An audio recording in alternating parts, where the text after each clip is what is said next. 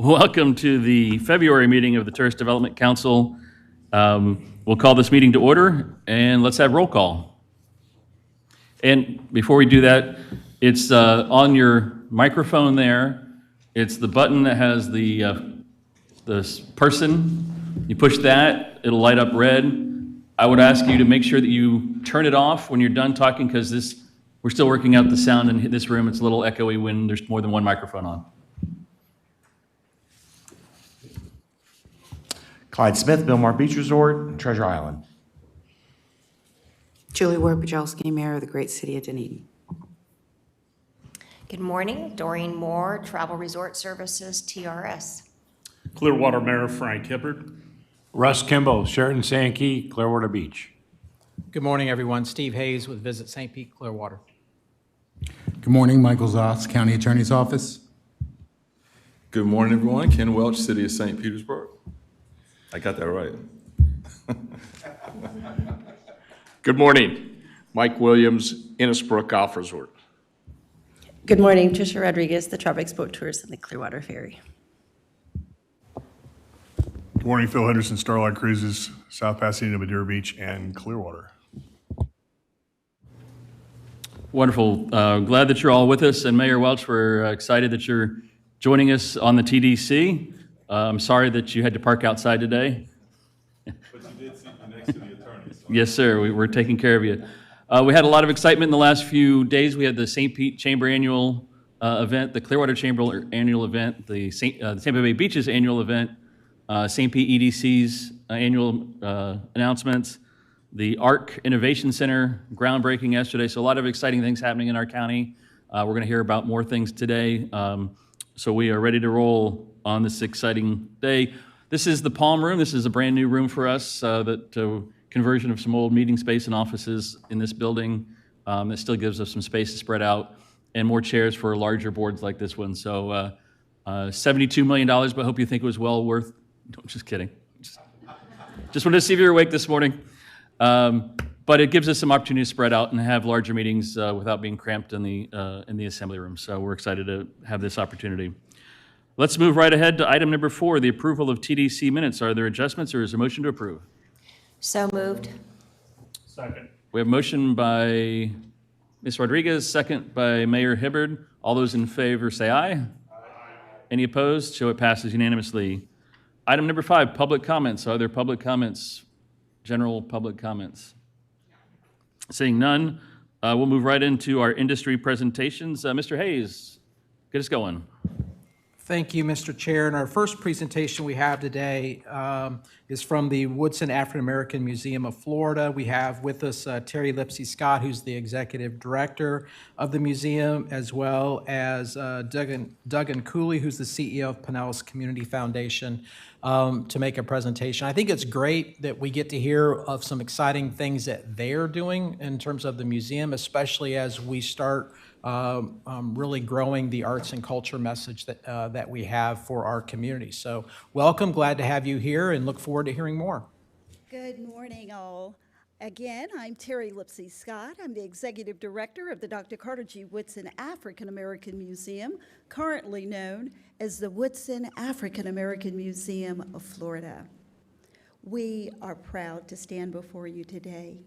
With a 16-year history here in the city of St. Petersburg and Pinellas County, we have certainly built a wonderful foundation for the way in which we look to grow in our county. We have some of the most extraordinary museums within the state, within the nation. Yet absent that link of extraordinary chain of museums is a proper built African American museum. It is time now for us to look deep within ourselves and recognize the need to expand our culture, our history, and how critically important it is to be all-inclusive, not only in our city, in our county, but in our state. Throughout the state of Florida, there is not one purpose-built African American museum. Every new African American museum throughout the state is a retrofitted building. Some old school, some old church, some old house, some old community center. And it limits our opportunity to bring to our city, our state, our county, award-winning, acclaimed opportunities of exhibitions. We deserve better here in our county, our city, and our state.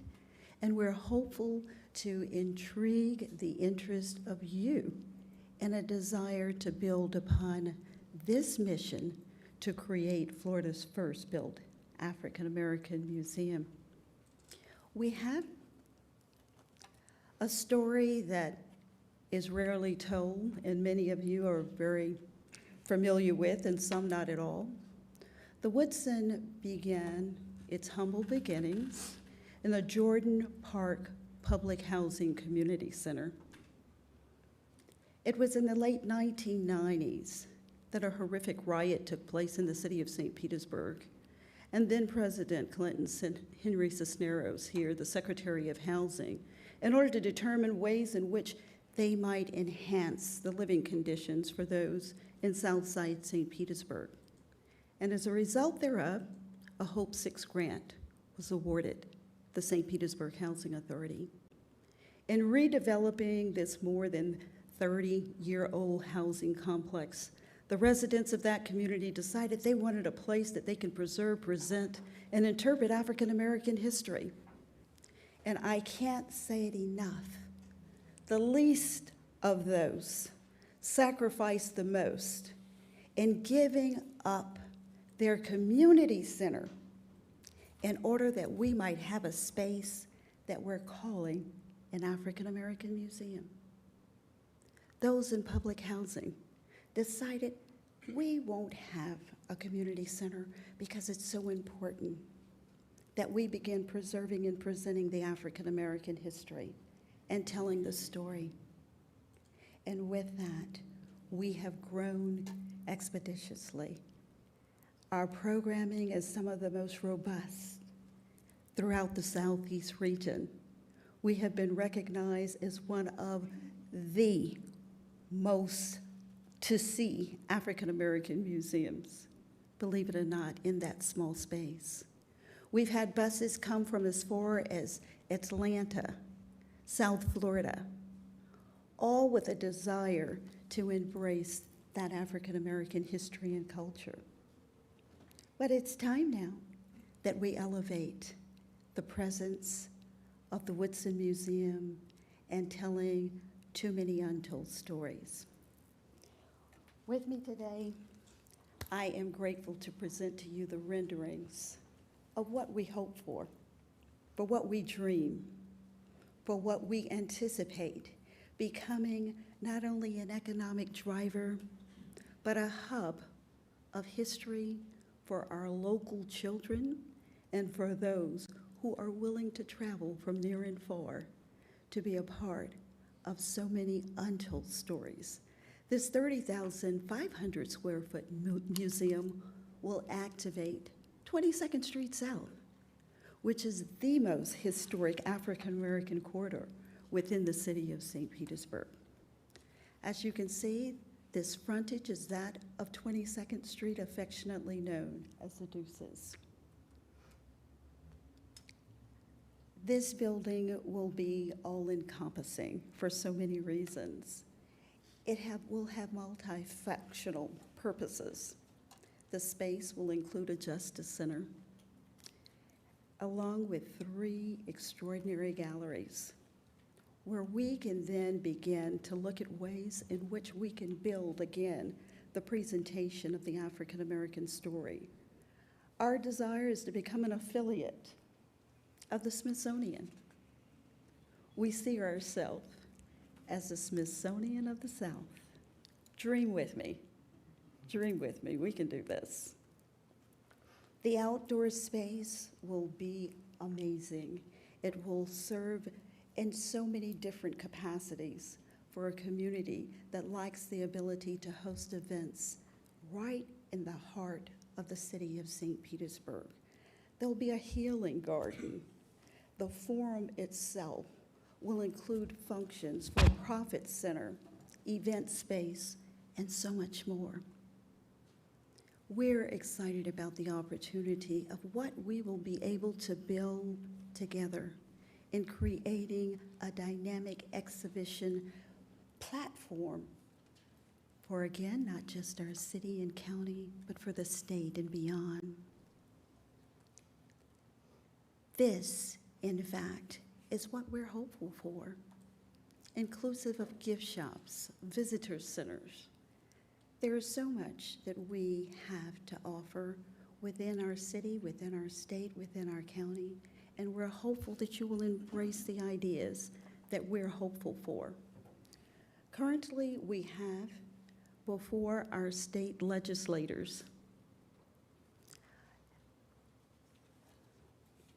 as I remain hopeful and prayerful, there's an opportunity for a $5 million appropriation. It is indeed one of the cornerstones of what our current mayor is in fact working hard toward. We have local legislators in that space working hard to create this dream for our city, our state, our county.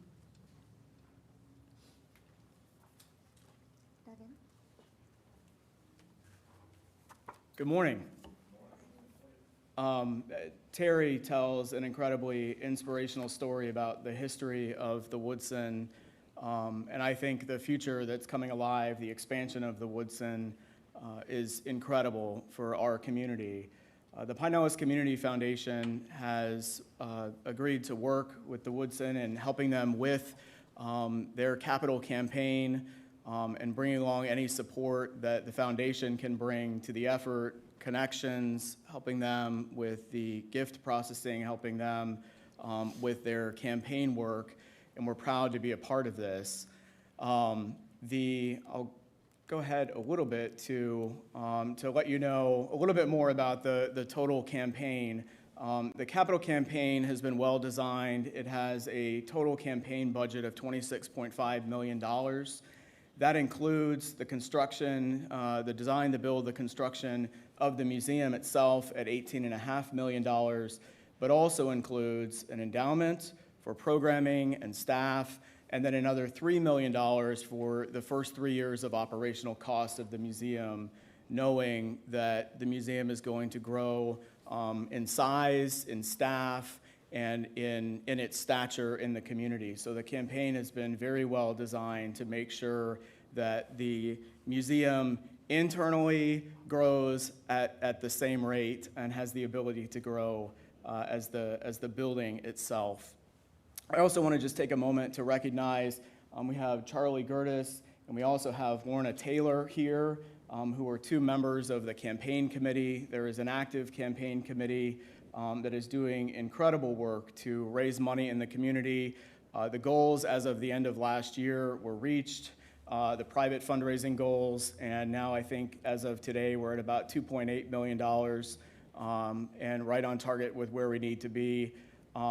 Terry and the museum helped launch an Invest in Black History campaign for the month of February that has gotten a tremendous amount of attention. It's almost like a day does not go by where there isn't interest in helping the museum to grow into its new footprint. And a lot of this was launched in great thanks to the city of St. Petersburg with 5.5 acres of land for the museum and $1 million funds to get started and provide the support necessary to get started into the campaign. In addition to that, we have other foundations that are coming forward to help with the financial, provide capacity building, financial assistance to the campaign and to the museum, which in itself is often rare to find operating dollars like that as an organization is going through a campaign like this. So there is an incredible amount of community support and interest in helping to see this museum rise right on 22nd Street South in St. Petersburg. Just so you see the source of funds, the anticipated source of funds, the belief is that about $9 million will come from governments of a variety of types, about $5.5 million from individuals, $3 million from foundations, and then another $9 million from corporations, not only in the community but throughout the country. So the campaign has a diverse anticipated funding base as well. And I'll let Terry talk a little bit about the architects, and then we'll leave room for questions. Thank you so much. And our desire to make certain that we were creating something significant, something just breathtaking, and something that would leave a lasting memory in the minds of those who visit. We, in partnership with the city of St. Petersburg, were able to capture the design architect, Mario Gooden, out of New York, who has just done an extraordinary job, as you might see, in creating a fabulous rendering for this extraordinary opportunity with us. And he's doing so in partnership with the local architect, Jason Jensen, Wanamaker Jensen Architects. I will say to you this morning, I plead with you for your desire to want to be a part of a legacy, that there may be a desire that you would want to have your fingerprints as a part of doing something extraordinary. I ask that you not consider comparing this effort to any other. Prior to baseball coming to St. Petersburg, there was nothing to compare bringing baseball to St. Petersburg to. There was no Major League Baseball stadium in our area. There is no African American museum in our city, in our county, in our state that will rise to the level of support, tourism, education that we deserve here in our county, in our city, in our state. And with that, I'm grateful to be standing among some of the most extraordinary individuals in our city, county, and state, the likes of Miss Lorna Taylor, that of Charlie Gertis, that of Duggan Cooley, and many others who have lined up with us to ensure that this dream becomes a reality. Join us in making this dream a reality and no longer having this dream deferred. We thank you so much for your time this morning. Are there any questions? Are there questions? Mr. Chairman? Mayor Welch, So do we raise hands, or is there a talk button? Or just raise hands. button? Okay. I love your tech, Mr. Chairman. Terry and Duggan, although I can't see you clearly through 3 levels of glass here, it's great to see y'all, and Charlie and Lorna, good to see y'all as well. And this is my very first statement at my first TDC meeting, so I didn't plan it this way, but I certainly hope that we can support this effort going forward. I know we have processes that we need to go through, and I understand that, but this reminds me, and I look at Russ and some other folks who have been here for a while, it reminds me of the first time the Dolly came to us. And we didn't have a process for it, we didn't have procedures for it, but it just seemed like it made sense. And that was $2.5 million, I think, when the Dolly first came. And then they came back, and now we've added another $17 million to that. When I look at the opportunity for cultural tourism, when I look at the opportunity for recognizing history, which is really important, and in St. Pete, it's important because of the gas plant and the trop and now the redevelopment, all those issues have come up. Even the issues of buried graves, which we have across the county and here in Clearwater as well. You know, history really matters right now. And I do think there is a real cultural tourism tie-in with all the other museums that we have. I don't think that Terry mentioned the Reverberations exhibit that was held at the James Museum in downtown St. Pete, and it was a runaway hit. And I think it moved on to Tampa after that.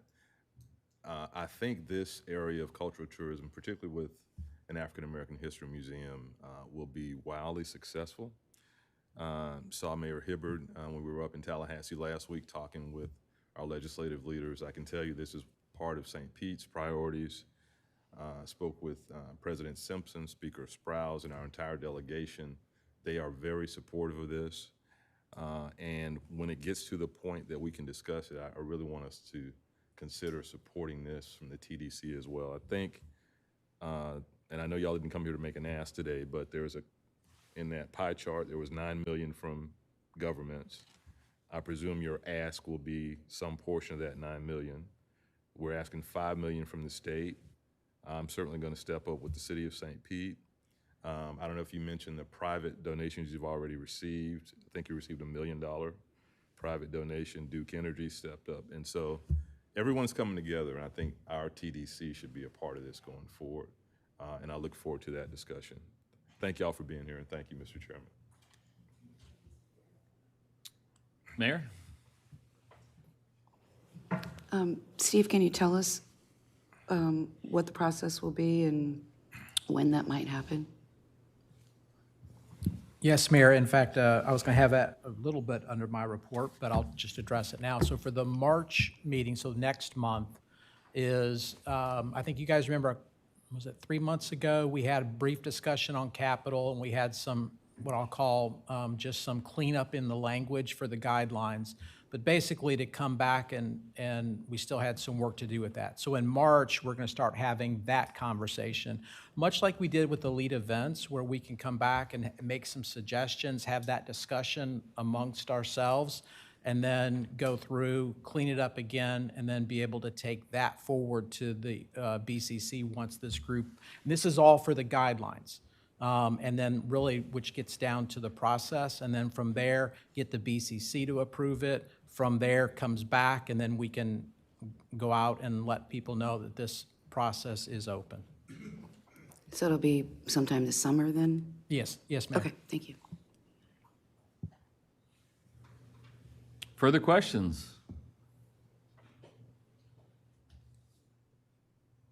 You did that great a job. I would tell you that if the architecture is as good as the design of this folder, this is one of the nicest folders I've ever seen in my life for a presentation.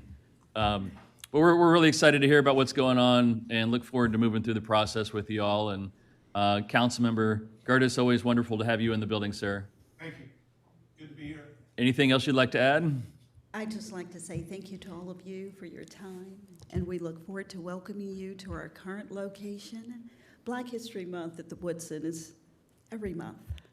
So please, don't feel that if you don't make it there this month, that we'll go away. We won't.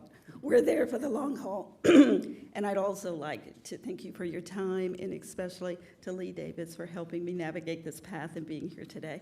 Thank you all so very, very much.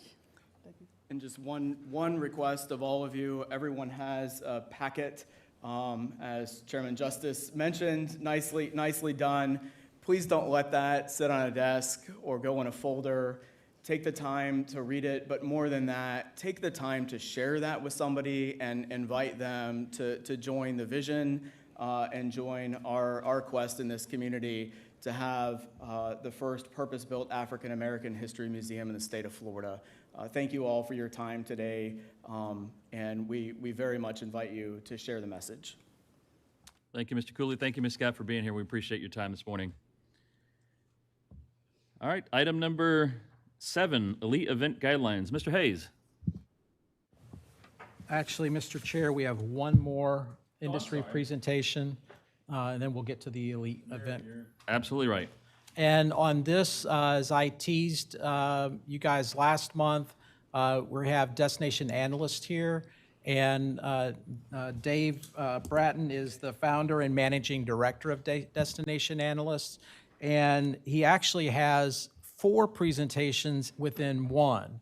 So, but he's told me that, you know, again, while there's a lot of great information here that he wants to convey, it's not going to be 3 or 4 hours, just because I got to stick to the chair's time schedule here. So, but Dave's got a lot of great information that I think you guys will enjoy. And Dave, I'll turn it over to you. Thank you, Steve, and thank you all for having me here today. Good morning. I'm always thrilled to be in this part of the world. It's such a treat. I live out in California, and things are so different here and lovely. Enjoy every minute I'm here, so thank you. As Steve said, I've got 4 research presentations to present to you today in 40 minutes. So I'm going to be quick. I'll move through it expeditiously as possible, but hopefully I can explain to you what we found in these 4 studies. And the findings are fairly simple. The 4 studies I'm going to show you today are the current traveler sentiment, basically how Americans are feeling about travel right now. We're going to look at the 2021 St. Pete Clearwater visitor profile. We're going to look at a website usability study that we did for you guys. And then we're going to look at a brand perception study we did as well. And in short, what I'm going to tell you is that travelers right now are feeling really good about travel, better than they felt at any point during the pandemic. That your visitor profile is very strong, and the economic impact of tourism to Pinellas County this last year was fantastic. Your website's working really well to attract people and get them spending while they're here, and your brand is strong. So let's go through all of this. And you have to forgive me, my eyes are terrible, so if I can't see this, I may have to turn around and look behind me as we go. The current traveler sentiment. I'm going to show you first some data from the CDC on how the pandemic is going. And you can see, actually, let me start first with a little background on where the data I'm going to show you from our survey comes from. From the beginning of the pandemic, we'd been doing a weekly survey of American traveler sentiment. How are people feeling right now about the pandemic and getting out on the road and all? 1,200, it's a nationally representative sample of 1,200 American travelers. And so you can have a lot of faith in the data that I'm going to show you today in terms of a large sample size. But back to the CDC data. You can see here the course of the pandemic from start to finish in terms of the number of daily cases around the United States. We had our pre-vaccine wave, we had the Delta wave, and then this latest Omicron wave where things went way out of control for a while. But you can see the red line there, which is the 7-day rolling average of number of cases, has dropped dramatically recently, which has created this amazing lift we see in traveler sentiment. The number of deaths in the country as a result of this follows a similar pattern. And it tends to lag about 2 weeks behind the cases. So cases are dropping, and right now we're starting to see that turnaround in deaths as well. So how does that play out in traveler sentiment? You can see here, this shows you, we ask on an 11-point scale how concerned you are right now about contracting the virus. And you can see that this has been fairly constant throughout the course of the pandemic, with a good drop last summer when people started to get vaccines and the transmission around the country dropped. It went up again with the latest two waves, but if you can see over at the right, the orange bar here, which shows the percent of American travelers who are feeling an elevated level of concern, has dropped quite a bit over the last month and a half. We asked them in this survey, too, how do you feel about the next month? Do you think things are going to get worse, get better, stay the same?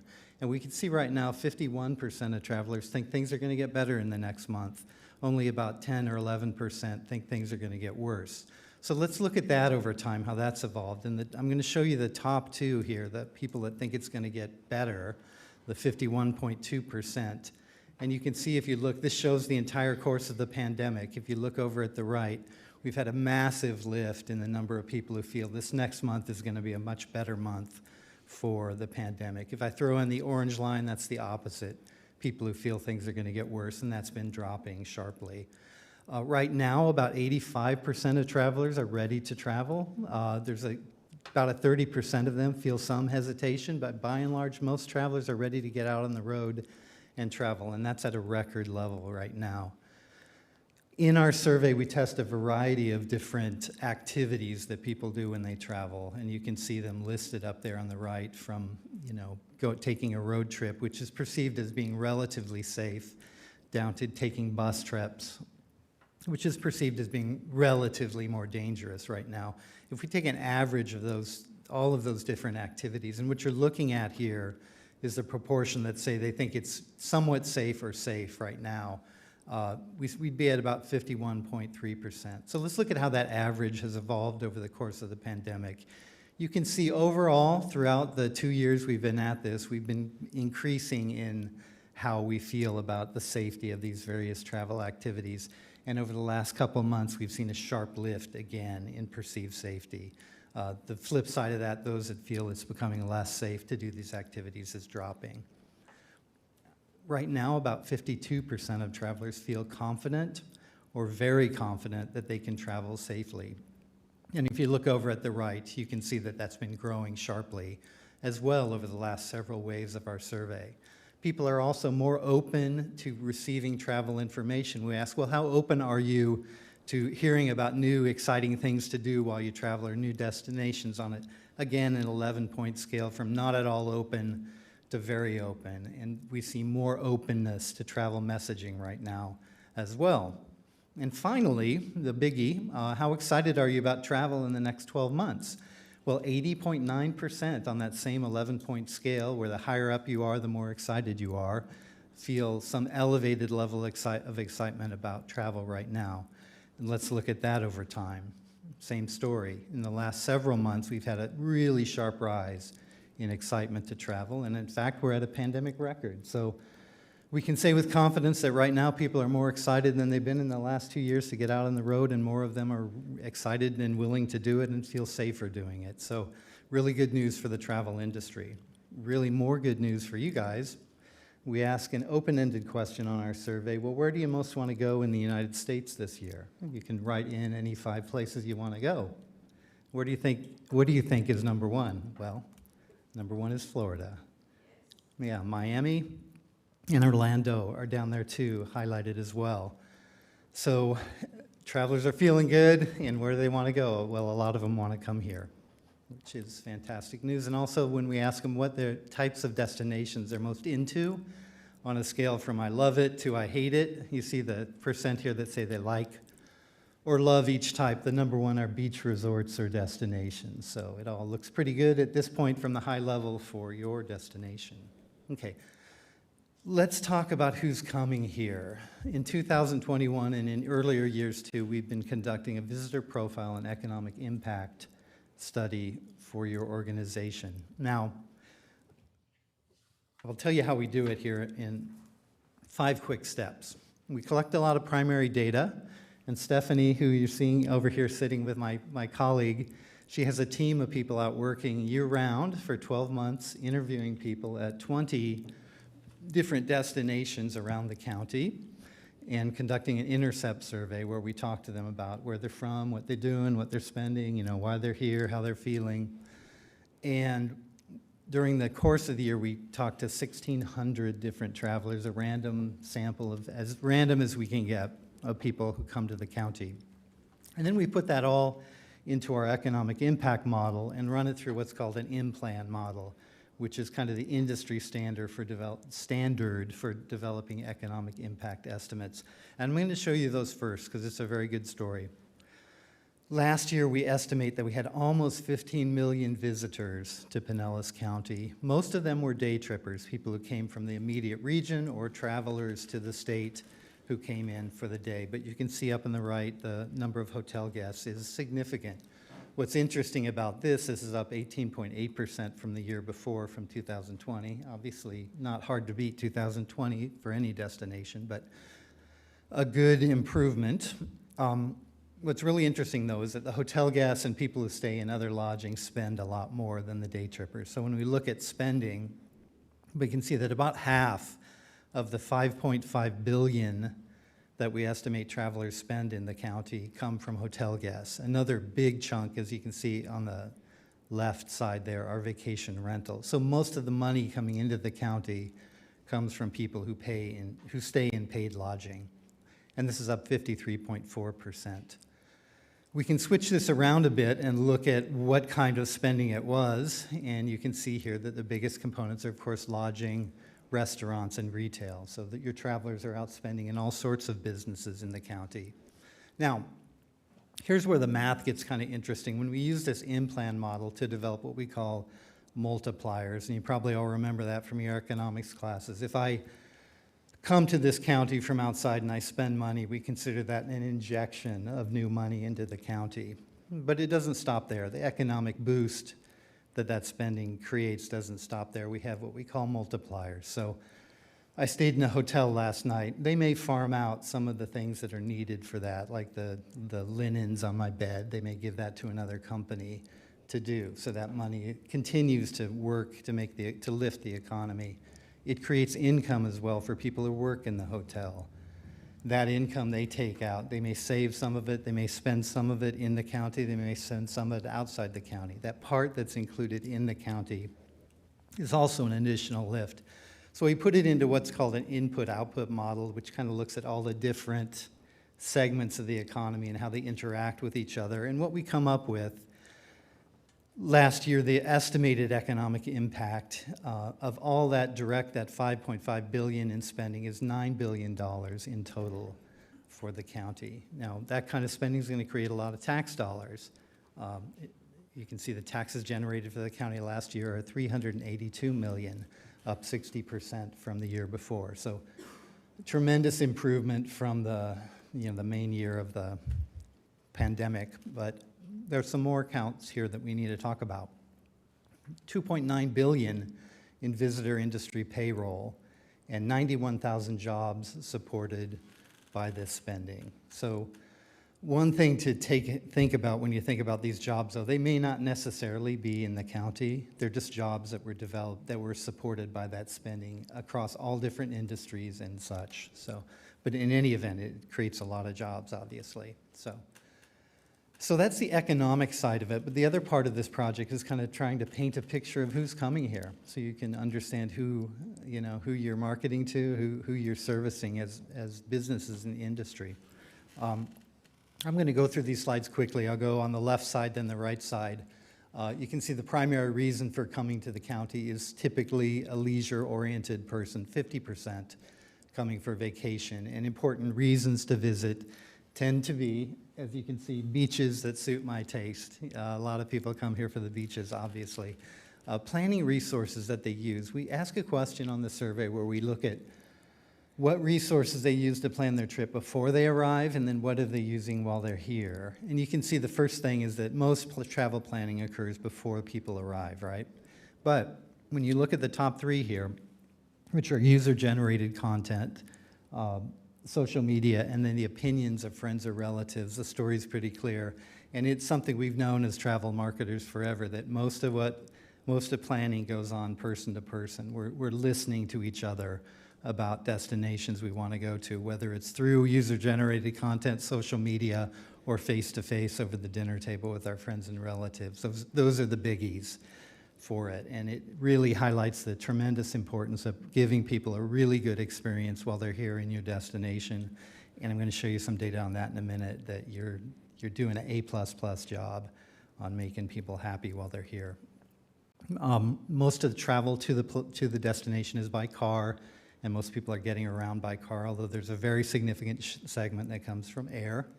On days in market, the average is about 3 days, but if you look down at the bottom, you'll see that hotel guests stay an average of 5.1 days in market, so longer for the people who are staying in paid lodging. Another factor for why their piece of the pie in terms of economic impact is so large. On the right-hand side, you can see the spending that they do, a tremendous amount per day. The average party size is 2.4 people, which gives us an estimate basically of $112, per person per day while they're here, be them a hotel guest, a day tripper, or whatever. Okay, attractions visited. You can see the top attractions there and the communities that they visited as well. So we can see that travelers to the county are getting out and seeing all sorts of different parts of your county, going to a variety of different communities. Past visitation is interesting. About 1 in 4 are first-time visitors, so 3 out of 4 are repeat visitors. And interestingly, the average number of past visits they report is 9.3, so people are very familiar, obviously, with your product. A little bit different for hotel guests, and one of the nuances in this is that people who are staying with friends and relatives and day trippers tend to have a lot of repeat visitation. They tend to know the place well, and they've come many, many times, driving up that mean score. Your hotel guests a little less, but still, 5.1 trips is quite a lot. And then look over at their overall satisfaction with their experience here. Practically everyone reported that they're, what are we saying, very satisfied or satisfied with their experience here. We've conducted this type of research for destinations all over the country, And I've never seen one this high. This is extraordinary, and you should all pat yourselves on the back. Don't get complacent, obviously, but people are satisfied with what they're getting out of your product. What they most like, of course, beaches. And when we ask them, well, what would you change about your experience here or about the destination? Most commonly, they say nothing. Very few people really had ideas for ways to make it substantially better a travel experience. And then we get to the likelihood to recommend and the likelihood to return on a 10-point scale. You can see the average there too. So pretty much everyone we surveyed of the 1,600 people gave you an A+, that they would recommend it as a destination to visit, and they would be excited to come back. Your demographic profile is solid, as you can see here. Average age in the 40s, 107,000 average income, more than twice the national average for a family. Relatively diverse group of people, skews slightly female, and a significant LGBTQ and other size group in terms of orientation there. And interestingly, this year, we had a lot more people who came from outside Florida, which you would expect as the economy's been opening up more and more from the pandemic than we saw in 2020. Okay, so that's the end of the visitor profile. Let's move on to number 3, which is our website conversion study. And what do I mean by that? Well, most DMOs, destination marketing organizations, have a website which is their primary tool for attracting people to visit, to informing them and getting them to come to the place. Super important in this world we're living in. And so we developed a process maybe 18 years ago for the islands of Fiji to try and estimate the economic impact of a website to a destination. I'm going to spend a minute to explain how we do this, but what you're going to see here is that your website's working very effectively in short. And what we do is a 2-part process. It's 2 surveys. First, when you come to the website, you're given a little pop-up and asked to take a brief survey, which asks you why you're there. We want to know if you're a potential visitor. Are you a business person? Are you a local resident? Are you a meeting planner? Are you part of the media? There are all sorts of people use these websites, and we want to identify these people who are potential visitors.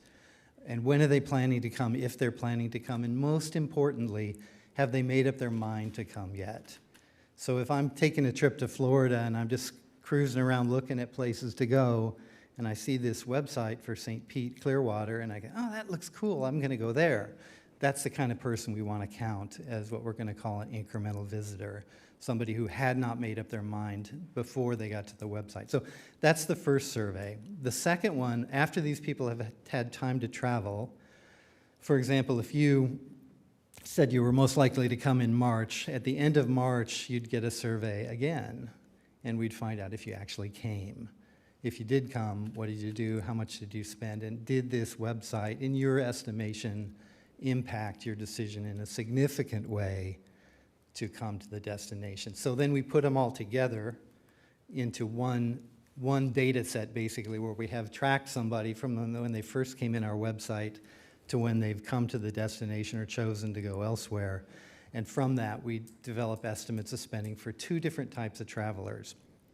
One are trips generated by the website, what I'm going to call incremental trips. These are people who had not made up their mind to come before they came to the website, who ended up coming to the website and are aware that the website affected their decision to come in a significant way. So that's the first. The second are trips that are extended by the website. So maybe I'm coming and I'm going to spend 3 days, but then I find that there's an elite event going on the 4th day, so I'm going to stay an extra day. So information I found on the website led me to stay an additional day. And in short, we put them through, I won't go through all of this with you, but I think you probably get the idea from what I've said. We put them through a filter in a sense. We start with all the website visitors, and then we filter them down to this very desired one, the person that hadn't made up their mind and ended up coming and feel the website was the reason they came. And you can see the red there at the top, just to show you kind of how conservative this model is, and it's developed to be conservative. For every 1,000 website users that came to your website during the year, 20 incremental trips were taken. So There's not a lot of people per thousand who end up being counted as an incremental trip, and 7 additional days were spent in the county as well. But the numbers get big when you multiply them by the absolute value, the number of people who use the website, because they do. There are a lot of people that use this website, 1.4 million, in fact, that we consider to be real new website users. What we do to do this is we look at repeat visitation, so we're not double counting people, and we actually drop people who we call who bounce. So if they come and look at one page and then are gone, they won't be included in this total. So again, an attempt to keep the numbers as conservative as possible. So you can see in total, we have about $60 million in incremental trips. These are people who came to St. Pete Clearwater because of the website. Another 4 million in extended trips, people who decided to stay a little longer because of information they found on the website. In total, this comes up to $46, over $46 per user of the website, so quite a good return on investment, and 225,000 room nights in hotels. So let's look at how this has changed. We've done this for 4 years in a row, and one of the benefits of this study is you can see how well things are, how your digital marketing is working. And we've done this for tons of different destinations, and I'll tell you the good thing that you're doing is that there's a lot of stability here. Your digital marketing has been very effective, and you've done it over 4 years. A lot of times these kind of bounce around because people, you know, maybe their marketing doesn't really bring the right kind of people to the website that you want, and so the metrics will fall. In any event, you can see an increase this year to $46 per user, and the total economic impact rose as well, which is great. And of course, comparing it back to 2 years ago wouldn't really be fair because those were the best of times, and we had a lot more people at the website as well. But overall, this is a fantastic outcome. I'd say the numbers compared to other destinations we do are quite solid and stable, which is kudos to your marketing team.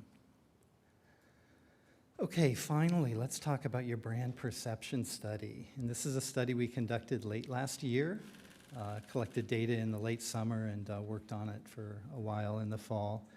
And the idea was to do 2 things, to kind of do a brand assessment through this survey so that Steve's marketing team and his ad agency can use that to make good decisions about where they want to place their ads, who they want to go after, you know, what kind of messaging would work best for these people. And secondly, to create benchmarks. So as you continue to build your brand over time, you know, maybe 5 years from now, you can look and say, okay, we've improved here, we haven't improved here, and understand better the effect that your work is doing on the traveling community. So what we did is we surveyed people who are 25 years or older, who had an income over 100 grand, who had taken one trip in the past 2 years of at least 50 miles, so they're travelers, and they resided in the key geographic markets that you see here.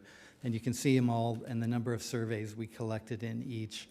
Overall, the top line data I'm going to show you today is based on a survey sample of 4,000 completed surveys of people with this profile. So a huge sample.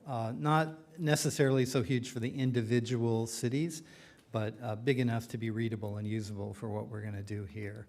And the first thing, let me go back here. The first thing that I see when I look at this data is something that's should be very clear to everybody, I think, and that's your destination sits in a super hyper competitive market. There's so many great destinations in the southeastern United States, so many great beach destinations.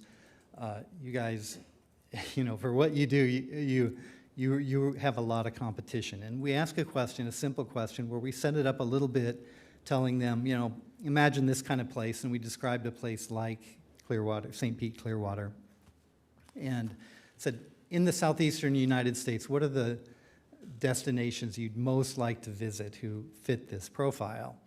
And I'm going to show you a word cloud of how the responses came back. First and foremost was a general idea of Florida, and then Miami, and then Savannah, Georgia, Orlando, Charleston. And you can see many, many different destinations come up here. Less than 1%, wrote in anything related to your specific destination. So keep that in mind. And one thing you don't want to confuse this with is a lack of appreciation for your brand and who you are, because you'll see that very soon. But top of mind when we ask people in these places, well, where do you most want to go? St. Pete doesn't pop to the top immediately. Okay, this chart, I'm going to show you a variety of charts like this, so I want to take a little time to explain this one. This shows the familiarity with each destination and the excitement that people feel about the things to see and do while they're there. And as you move up on the left-hand side, you see we mean more excitement. We ask on a 5-point scale from very unexciting, basically, to very exciting. As we move up, we say more excitement, right? As we move left to right, it's more familiarity, from totally unfamiliar to extremely familiar. And you can see the different destinations here in the competitive set we tested in this chart. And the orange lines represent the average. So what you want to be, obviously, is to the right and up. You want more familiarity and more excitement with your destination. And you can see here, I'm sorry, go back, that the three at the top of that part are Miami, Orlando, and Myrtle Beach. But look where you're at here. Certainly above all the rest of the competition in the area in the terms of this chart. When we asked them, well, what destinations are they interested in visiting in the region, you can see the options they were given there. You see 30-some% wrote in or selected your destination. Very similar to what most of the other destinations see here. Some higher, some lower, not massive differences between them. So that first chart I showed you, the word cloud, I wouldn't get too hung up on that because we can see that a lot of people are interested in visiting your destination. I'm going to lay over top of this the proportion of travelers that actually visited in the last couple years here. And you can see that only about 24% have actually visited your destination. The people who want, the proportion of travelers who want to visit is much higher, which is a really good thing because it shows that you're an aspirational destination, that although they may not have been there, they want to go back, similar to what you see in Myrtle Beach on the far left. The chart you see here shows actual visitation in the past year, and you can see that Orlando, Miami, and Atlanta are at the top. These are people who came to St. Pete, Clearwater. No surprise there. Travel is always regional, right? Most travelers come from closer than further in any destination anywhere in the world. You see at the far right, we have Michigan, Minneapolis, Boston, Indianapolis, and Washington, D.C. So further away, less likely to have visited. Not a real surprise there. So let's look back again at the excitement and familiarity chart, but this time we're going to look just at St. Pete, Clearwater, okay? And look at each of those destinations or each of those cities we surveyed in. And again, you're going to want to be at the right with higher familiarity and higher excitement. And you can see at the far right here, we have Nashville and Orlando. Those are the the feeder markets, I'll use that word, which have the highest perceived familiarity with what you have to offer and feel it's the most exciting. Down at the far left, we have Boston and Washington, D.C. Those are the ones with the least perceived familiarity and the least perceived excitement about coming here. And I invite you to remember those two at the bottom because they're going to come back again. And I think you can see how this data can be used by an ad agency or a marketing organization to start thinking about where you want to put your dollars. So let's move on to another chart. And this one's a little harder to understand, but let me try to explain it to you. We asked a variety of questions about each of these different things you see up here, from nightlife to transformative experiences to outdoor rec to beaches to value for the money. And we asked, well, among this set of destinations in your competitive set, which one is the best? And which one is the worst?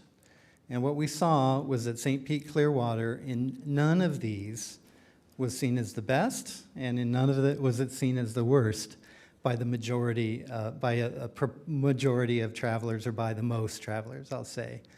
So you rode right in the middle on all of them, and in terms of being the worst, you were down at the bottom, which is good.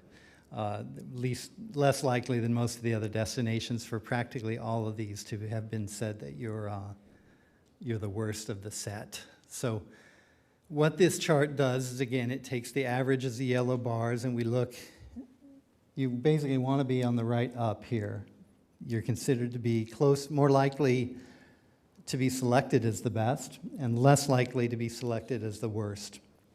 So what does that say about your assets and what people think you're good at?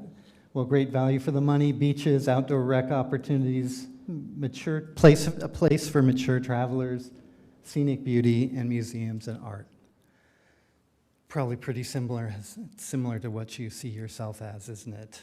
If we look at the lower left, where you don't want to be, one-of-a-kind place, a variety of things to do, a place for younger travelers, overall visitor experience and such. Okay. So here's where we get to the appeal thing I was talking about before. Although you may not have great top-of-mind awareness, travelers in this 4,000 people we talked to sample around the country, 77% said that you were appealing on some level, and most of those that you were very appealing or an appealing destination.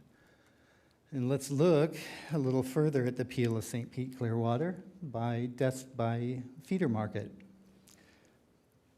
Top is Orlando, Nashville, and Indianapolis. Pittsburgh, Miami, Michigan, and Atlanta, all at or around 90% of travelers, giving you that elevated appeal rating.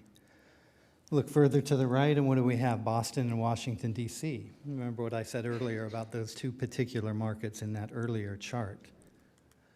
And let's look at this one, and this is another way of looking at this. And in this chart, we look at two factors. We asked them, well, we're going to give you a list of destination attributes, which you see them all scattered around up there. And I want you to tell me which of those are important in general to how you select where you travel. Because each of us is different, right? To me, what's important may be very different to what you think is important in terms of where you select places you go. And then we gave them the same set of destination attributes and said, well, how does St. Pete Clearwater rank? Is it good, very good, poor, very poor? And again, in this chart, you want to be at the upper right, which would indicate that the destination attribute for St. Pete is both important to how people select where they go and good or very good. So again, using that same idea of the average with the orange line, we see here that your top attributes as perceived this way as being important and good or very good are opportunities to relax, beaches that suit my taste, natural beauty, outdoor activities, restaurants and local food scene, appealing hotel resorts, and overall ambiance and atmosphere at the top. On the other end, we have place for business, meetings, conferences, local breweries, and such. So again, probably a fairly accurate representation of how most of us see the place, and certainly gives you some good direction as how to, message around getting people to come here, talking about what they feel is important and what they see as being good here. Finally, we did a quick test of several messages. What kind of messages are believable and what kind of messages are appealing. So a message might be believable, but it may not attract people, or a message might be appealing, but it's not believable. And again, using that same kind of logic, we've taken these, I think there's 6 messages here, and ranked them this way. The more believable on the right, on the upper part of the chart, the more appealing on the right. And the winner of the 6 messages that we tested was 35 miles of pristine coastline with warm, gentle Gulf waters and gorgeous sunsets. Who wouldn't love that, right? The other one in this upper half, award-winning destinations rated one of TripAdvisor's America's best beaches and Condé Nast's top U.S. cities. So those 2 were the best scorers out of the 6 that we tested. And since we talked about, I'm going to go back a slide, talked about the coronavirus pandemic at the start, I just want to point out one thing to you here, which was interesting and I forgot. When we look at that best, the destination brand attributes, the good, bad versus importance, you'll notice that COVID health and safety protocols down there at the bottom are ranked as important but poor or not as good for the destination. So you should keep that in mind, because as we've seen from our data earlier, most travelers are concerned about their health. We may not show it when we're out having fun, but it's on people's minds regardless, and we definitely want to keep people feeling safe in your community. So one takeaway regarding to that. So now I've got myself all mixed up here, sorry. So that is it for me today. Thank you, guys. If you have questions, I'd be happy to answer them. Mayor Hibbard. Thank you for the great report. Just a couple quick questions. You're showing the statistics on people feeling safer. Is it that they feel safer, or is it fatigue from COVID? I think it's a little bit of both. We're wanting to get out. I mean, everybody wants to travel. And, you tell somebody they can't do something long enough, what do they want to do? They want to do it, right? Just basic psychology. But we've done a ton of interviews of travelers and people are concerned. I mean, we may put on a tough face and we're not afraid, but nobody wants to get sick, Nobody does. So there's always that, and we are tired of it too. I mean, people want to get out, and maybe they're willing to take a little more risk as a result. So. And you point out that it's a dynamite report, which I think it is, but are there any best practices around the country that we're not following that we should institute? And should we focus on accentuating all of the positive attributes that people associate with our region, or do we work on some of the negatives? Yeah, my sense as a marketer would be to focus on the positive. Although I went back to that point on the coronavirus because I think it's important. And like my hometown of San Francisco has just been beaten in the media by talk of homelessness. And if they don't deal with it, I don't even know what's going to happen. I mean, it's such a great city, but it's got this problem, and you can't just sweep it under the rug. And I think the officials there and their tourism marketing community understand that, and they're trying to do what they can. And similarly, Florida has a reputation around COVID, earned or not, that I think you need to own and deal with. That's the only thing up here that seemed very negative, if you want to use that word. Does that answer your question? And any other best practices, though? Yeah. That you don't see us implementing? Gosh, that you don't implement. I'd have to think about that. I don't see any off. Yeah. Mayor? Thank you, Mr. Chair, and thank you for your presentation. As we all know, there's a little bit of inflation going on. So I was curious if you had any of those conversations, or if you have any insight on how you feel that is going to affect the travel industry in the next year. Yeah, that's a really good question. And we've asked in our sentiment study around it, and there is 20 to 30% of travelers who feel that inflation is keeping them from traveling. So it's definitely a headwind, I'd say. Which is stronger, the need to travel, the excitement to get back out after being stuck for 2 years, or that a lot of people are doing really well financially, though. In our survey, I didn't share it with you, but there's a whole bunch of questions about how people are feeling about their incomes and their future financially, and things are strong. So I'm going to say it's a headwind for sure, but it doesn't seem like one that's going to blow the ship off course, because there's so many other things pushing travel sentiment forward. That makes sense? If I could just add a comment, I do think in our future surveys, though, we should be talking about it a little bit more to get a better sense, because, I mean, who you were interviewing was obviously a higher level earner as well. And, we get all walks of life from the travel industry. So I think it would be important to understand what demographic it is affecting. Yeah. Thank you. Mayor? That's you. Thank you, Mr. Chairman. On your next to last slide on the COVID-19, I don't know if you can bring that back up. I can do that. think I can do that.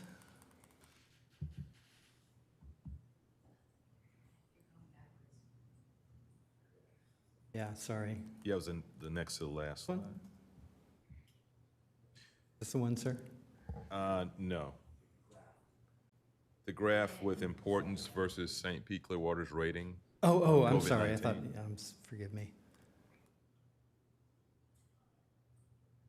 This one? That one, Yeah. yes. So how do we interpret the fact that the COVID-19 health and safety protocols are important, but we're rated poorly? Do they not like our COVID protocols? Or is it that we don't have enough Yeah, robust COVID protocols? I don't know if the survey is adequate to assess at that level of detail. What I would say is that at the point in time when we took the survey, travelers were feeling that they weren't willing to give you guys a good rating for COVID travel safety protocols. Another thing I would add is we really need to understand that people don't know a lot about the world we're in. And that sounds weird, but we're all busy with our everyday lives. We're not thinking about, I'm not sitting here thinking about what COVID protocols are in Oklahoma City. But if you ask me, I'd have some vague notion of how I feel about the place. And I think that's what we're seeing here, some representation of a vague notion of what's going on down here, if that makes sense. That it's important, but we're not doing it right. If something's going on where people are feeling that you're not doing it right. And Yeah. did that apply to other Florida destinations? Do you have Only that asked info? about you. I can't say that, but my speculation from all the work we've been doing would be that it's because of your association with the state. Yeah, that would be what I would think. Okay, thank you. Yeah. Mr. Williams? Yes, sir. Thank you, Mr. Chairman. Dave, great presentation. Thank you very much. Any chance we can get a copy of this? Absolutely. Yeah. Great. If you want any more detail, just holler. I'll get it for you. Yeah. Thank you very much. Thank you, Clyde. Mr. Chair.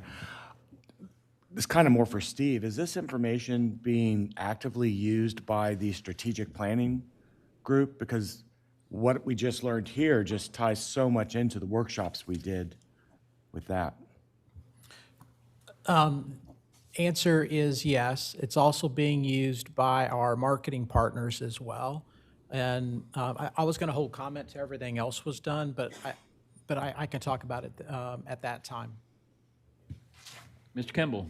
Yeah, Steve, I sit here and you think of this as a domestic survey and all because the Canadians and the Europeans and South Americans are not here.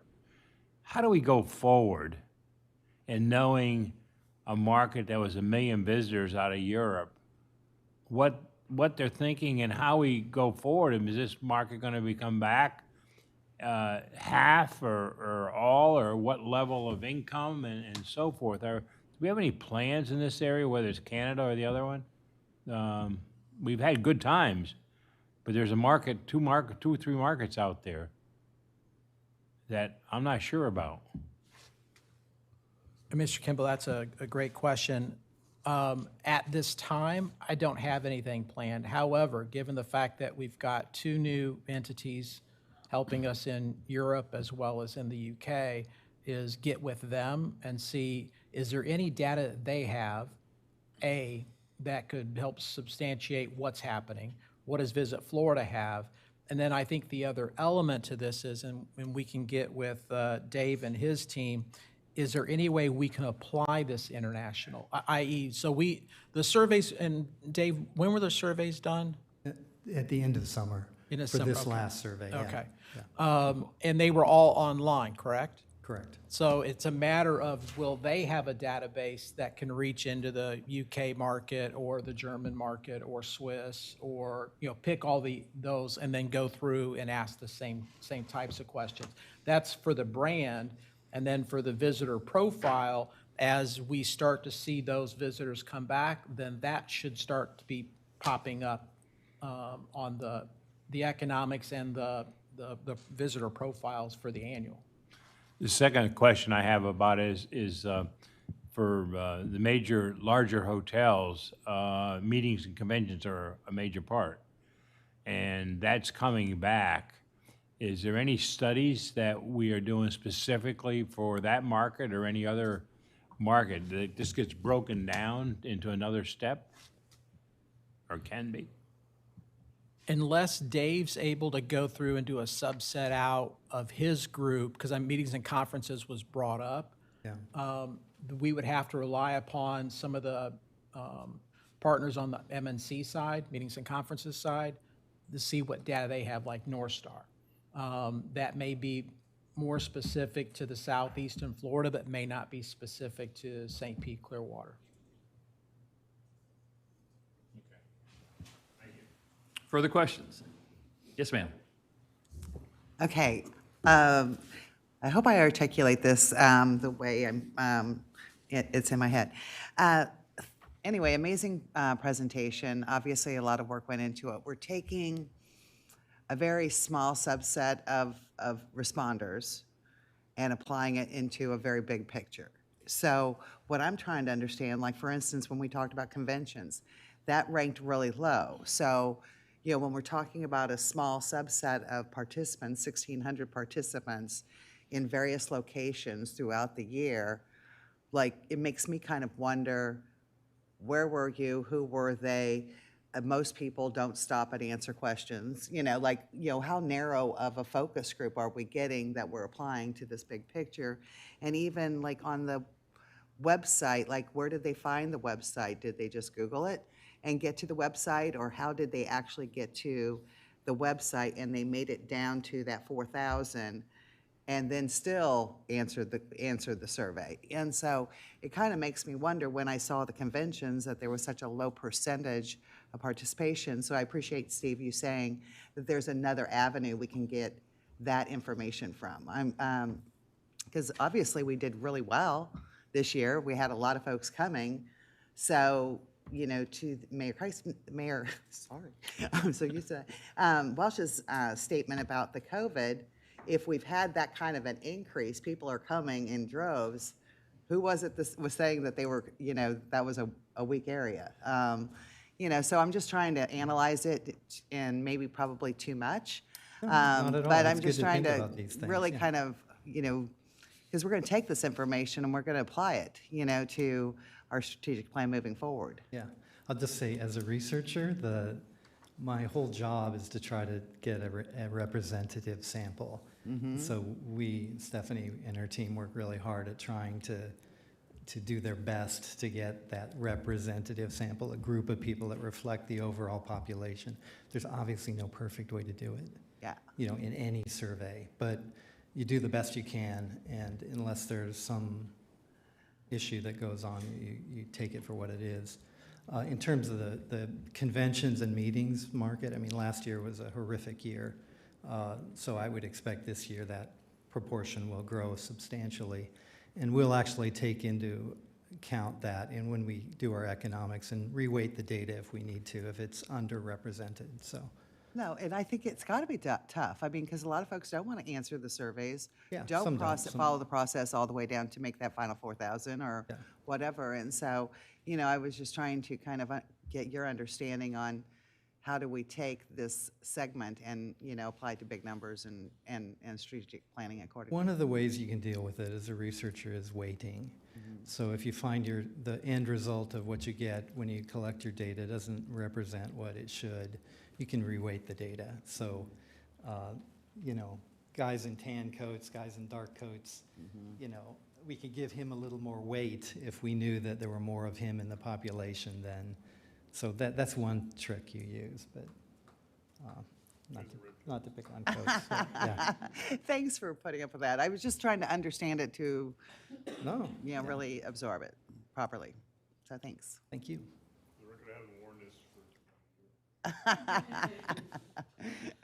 Further questions? I had a few, a couple just observations. The one, I was a little surprised at the LGBT being on that side of the bar, considering the amount of emphasis that we've put on that in recent years and the activities and everything else that happens in Pinellas County. And I don't know if that was a negative or comparatively a negative kind of thing to the other things that they did see as positives for us. I'm not sure I understand, sorry. On the one chart, yeah. maybe it's the next slide, there was,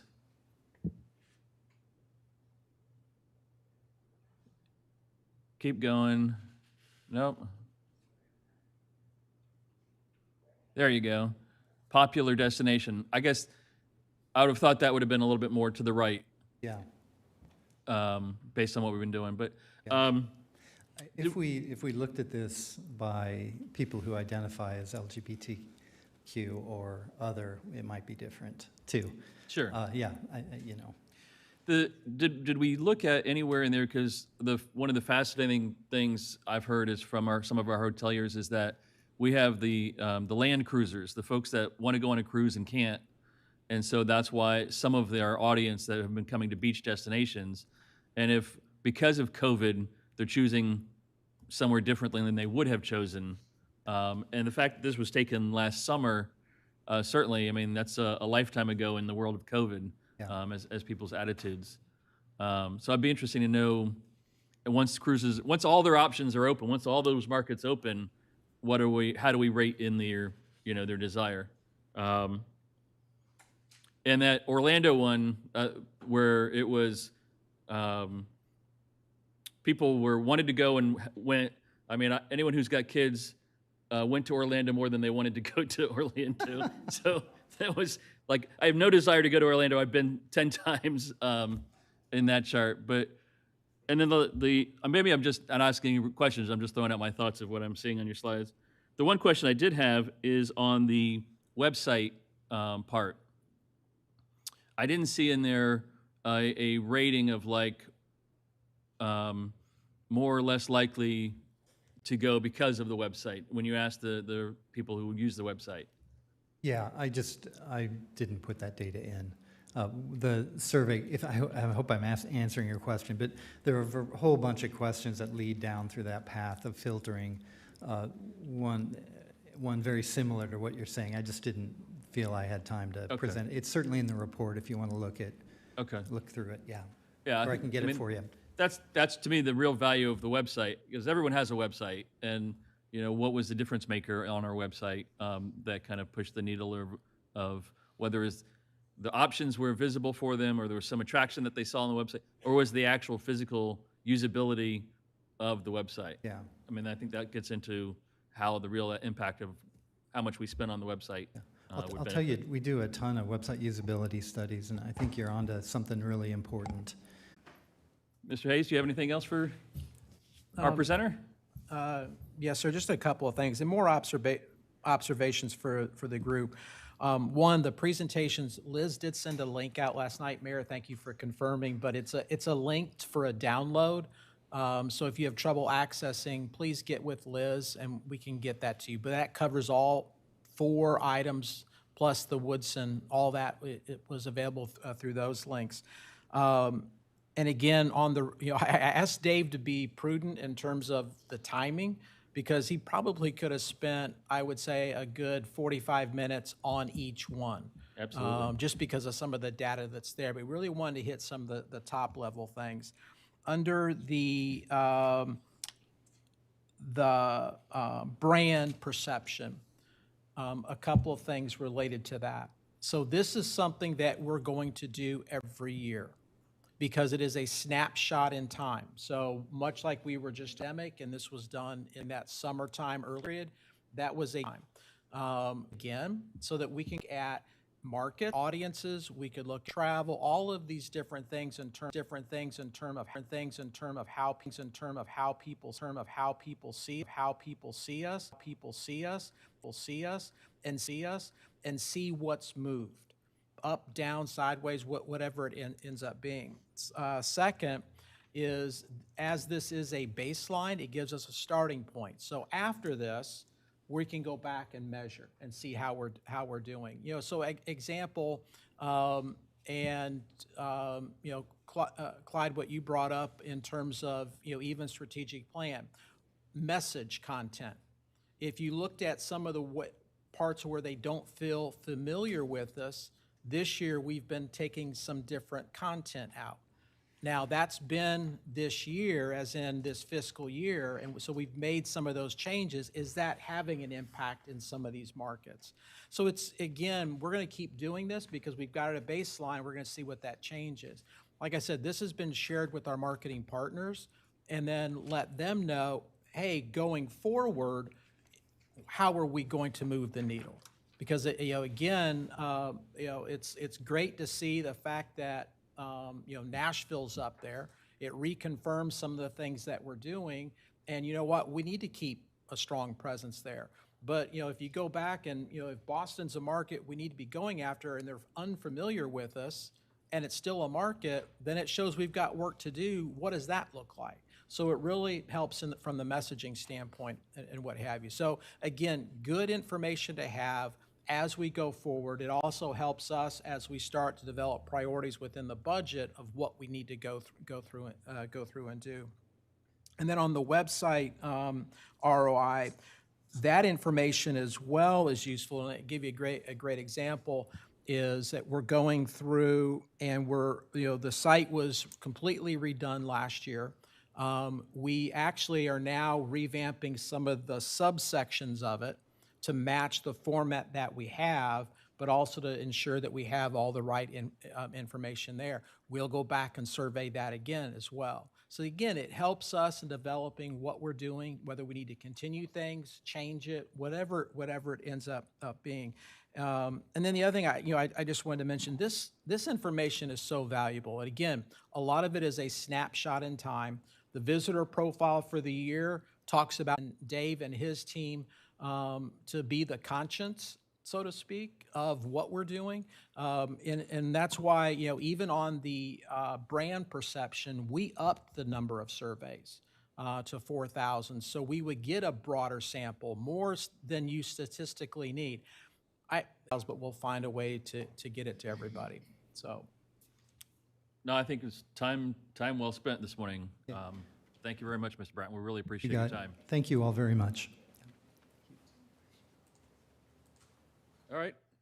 Item number 7, Elite Event Guidelines Approval. Mr. Hayes. Thank you, Mr. Chair.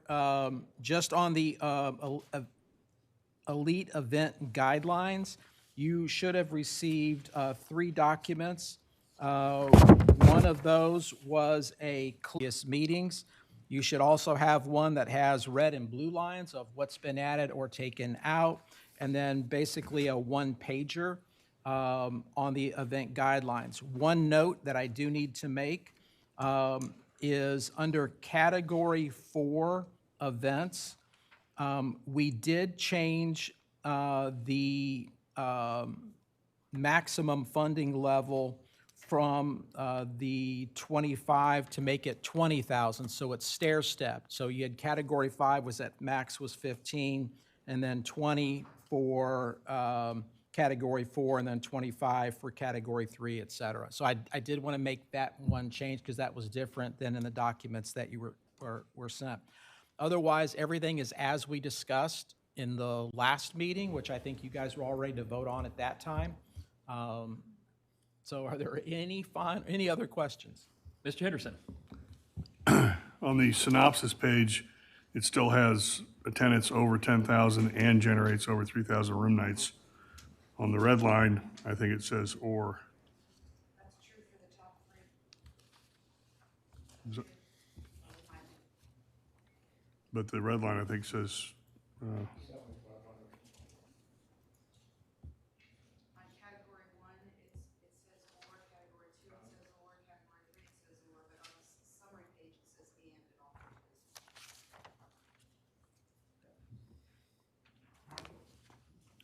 Michael, did we go with and?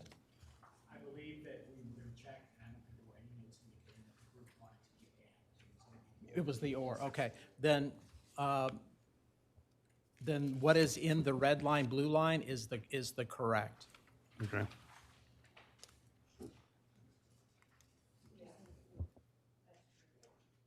Yep, so it's, yep, and then, So for the summary page, it should say we're right. so that should match up with the red lined page, which has all of the different changes that we went through. I trust what Michael has put together.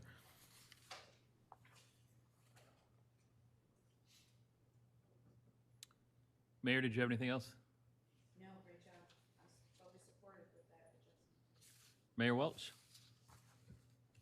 Thank you, Mr. Chairman. I'm sorry I missed last month. Had a little hiccup with the notification, but I feel like I'm back 5 years ago when we did the elite funding changes. And these all make sense to me. I'm supportive. I did have that one question on why we're decreasing the category 4 from 25 to 20. Mayor, the only reason was that to have it as a, again, if you're a category 4, which does not have a room night category, it's the former cultural heritage. We just called it category 4, that it was a step up if you were a brand new event to Pinellas County and a step below where you were if it was category 3. Really, that was the only reason. So category 3 is 25? Is up to 25. Okay. And then category 5 is up to 15, and really that was the only difference. Okay. I read the minutes and I understand why we're changing the name, and there were some notes about depoliticizing the process. And so now staff is going to make a recommendation instead of that elite events work session kind of show, which I think is very good. But going back in each category, it looks like we're lowering the attendance and or hotel requirements to make it more accessible. It looks like that's the goal. So the MLK parade was the reason we started that culturally significant, and then I think did Localtopia come into that category last year? Just happened to attend that Saturday, and it was packed, and they closed three roads in St. Pete. So I'm just concerned about cutting that 5,000 because I think it was needed by both those events that I'm familiar with. But I think the process improvement makes a lot of sense. My only concern would be that cutting that category 4 to 20 from 25. Given our budget and we're doing better than ever and the dollars are there, I think that 5K can make a real difference to those smaller events. If I might add. Yes, sir. Mr. Chair, Mayor, on that, so I was at Localtopia as well, admiring all the number of people that were here, plus all the other businesses. Yeah. And I think in that category 4, what you will find is based on even attendance, and I think once we get the DA data, if they were to reapply, based on even the DA data, they wouldn't even qualify for Cat 4. They'd probably move up to Category 3. Okay. What's DA? You got to get me back sorry. up on the. Yeah, all of our acronyms. Destination analysts. Okay. Dave and his team. Okay, So gotcha. they survey at all the events that we provide the funding to. So they were out there. Yep. Saturday. Okay. In fact, I meant to say is in my history in doing this job in a variety of places, I can name 3 times I've actually been singled out in a crowd that wants me to fill out the survey, and I have to say, yeah, no, I can't do that. Yeah. So, Okay. and that was Saturday was one of those times. And then as far as the MLK parade, they were actually they were up under Category 2 this last year. Under 2, Yes. and this is or. I'm looking at this summary, so I want to make sure. Yeah. The language is or. Yep. Okay. All right. That's all I had, Mr. Chairman. Thank you. Anything else? Mr. Williams? Thank you, Mr. Chairman. Do we need a motion to vote on this and accept? Then I so move that we accept these changes and vote for approval. Motion by Mr. Williams, Second. second by Mayor Welch, third by Mayor Bujalski. Further discussion? All those in favor say aye. Aye. Any opposed? Show it passes unanimously. All right, item number 8, VSPC President CEO report. All right, Mr. Chair. So normally I would have about 9 slides here. Because of the in-depth information that was provided by Dave and Destination Analyst, I'm going to only, at this point, have a slide related to the tourist development tax collections. This is for collections in December. And on that, the collections were 6.3 million compared to 3.4 million in December of 21. That was an 83% increase. If you look at 2019, that would be up 39%. And then, through the first quarter, we're at 17.7 million, up from 10 million. If you look at the graph, because I think that really tells the story, blue represents 2019, orange represents 2020. The dotted line with the yellow dot is 2021, and then the black solid line with the blue dot is 2022. So you can see where we are ahead of 21, but also 19. So, and what'll be interesting, and then if I go back and look, and how does that compare? Really, it goes back to a little bit of occupancy, a little bit of ADR, and then throw in there vacation rentals and the increases we've seen there. So really threefold. And then again, of the occupancy and ADR, ADR is probably tops first, and then you have occupancy from there. Questions on TDT? Mayor Welch. Are you going to touch on the spring baseball issue and where we think that's going? Yes, a great question. So the question is spring training happening? And any conversations that I've had is there's been no comment on it. And I think because given the, I don't know if the impasse they have between players and what have you, they can't really talk about it. So no one's come up and even whispered to say, yeah, don't worry, it's going to happen, or it's going to happen 2 weeks later or a month later. We were talking yesterday at a luncheon, and somebody brought up, well, if they move it and it comes up into April, then that might be after our normal spring travel, so that might be a positive. But again, have not heard one way or the other at this point. Okay. Thank you. Mayor Bujalski. Doing with this thing? Just said it once. There you go. Okay. I'll just say that so far, what we've been told is that whenever this thing is over, that they're likely going to jump into the schedule that was originally planned. So if it comes in the middle of March, they'll do the games that were from that point on, but they're not like starting over.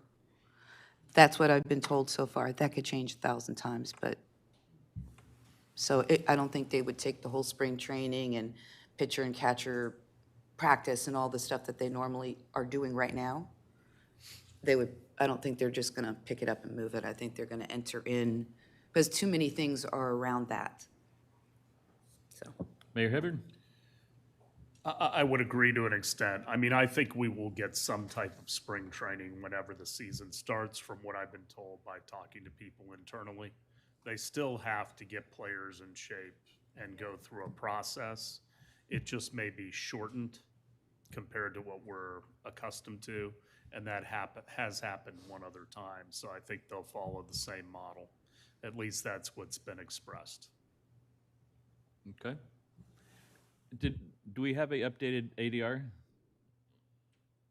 Yes, in your packet of information would have the ADR for hotel, and on that we are up, let me see, oh, I'm sorry.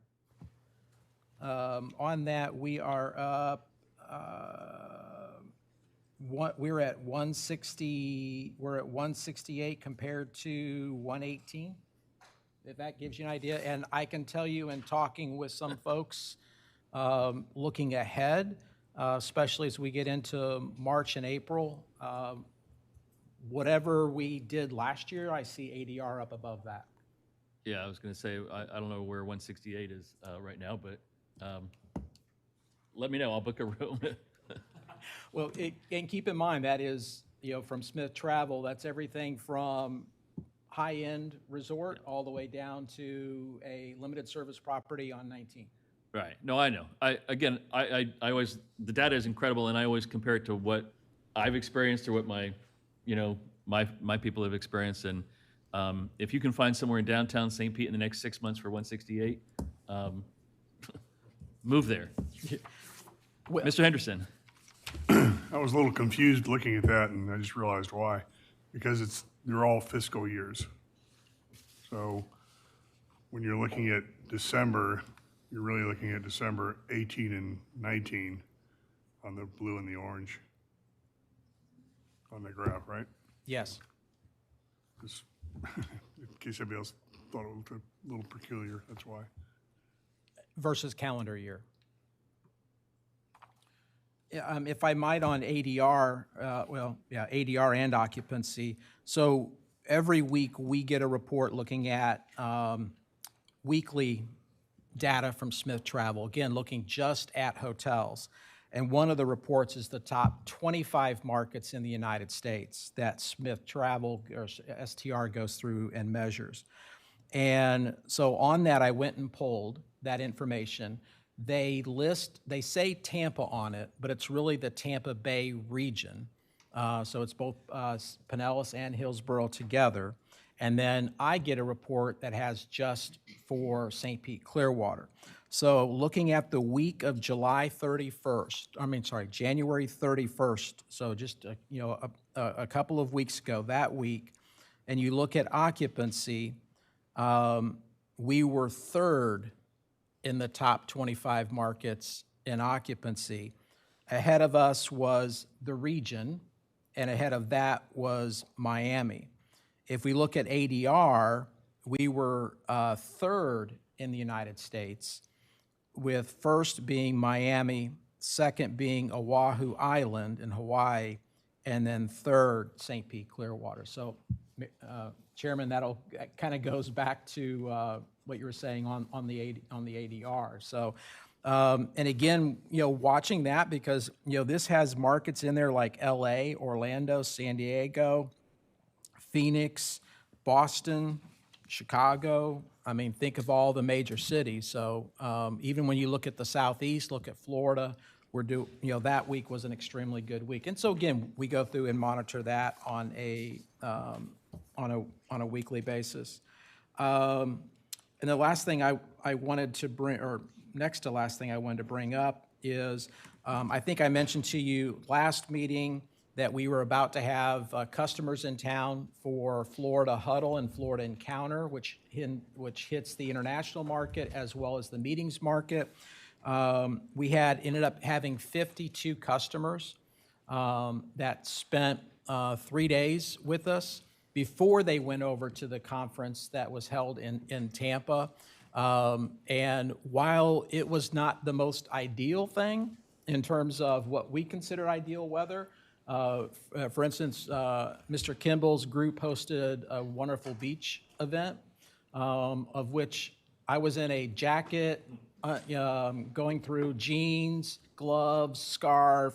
I could tell who our out-of-town guests were because they were in shorts. But again, it was so great to see people again in our market, to interact with them, show them what we have, variety of things. And again, when I say customers, we had a group from UK, we had another group from the US and Canada, we had another group from Latin America, and we had a meetings and conference group here. So again, all of those getting to experience this area before they went over, and it went off extremely well. So to the staff did a bang-up job to make that happen, but more importantly, our industry partners helped make that happen. Then the last thing I wanted to bring up is in the March meeting, we will have a presentation from both Miles and BVK, looking at our messaging and advertising for the next 6 months.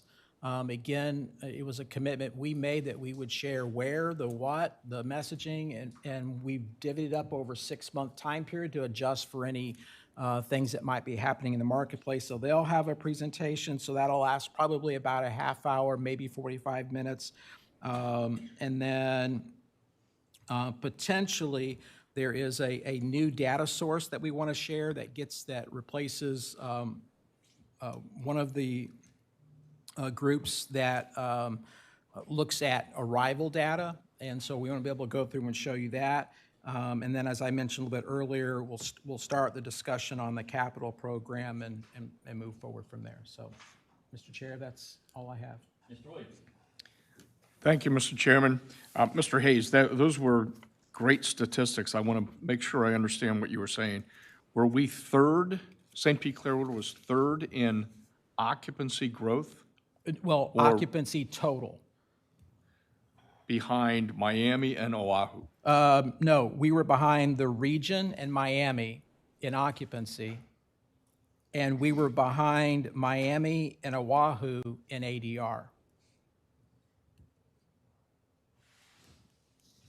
That's impressive.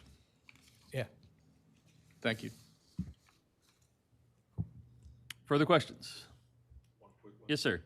How is Visit Florida doing in the legislature and the governor's budget? Are they in a good position relative to last time we talked about this? Thanks to the leadership of their CEO, Dana Young, I think they have really positioned themselves well. I believe if the last thing I saw, they were set at 50 million, both House, Senate, and I believe the governor's office. So they're all in unison with that. In addition, there was always the fight about the sunset language. On that one, I believe it'll be changed to 5 years versus redoing this on every 2-year basis. Anyone else? All right. Anything else, Mr. Hayes? No, sir. All right. Board member comments for the good of the order. Mr. Chairman, thank you for the new facilities. No, I think hopefully this works out for everyone's travel. I can tell you the county commissioners, we love being back to our home a little bit, so it's wonderful, and the staff did a wonderful job creating it. So if there's nothing else, we are adjourned. Thank you very much.